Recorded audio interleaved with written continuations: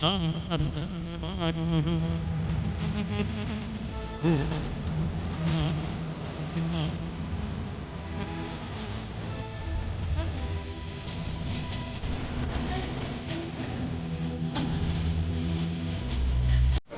ఎక్కడా ప్రాణ నష్టం జరగలేదు.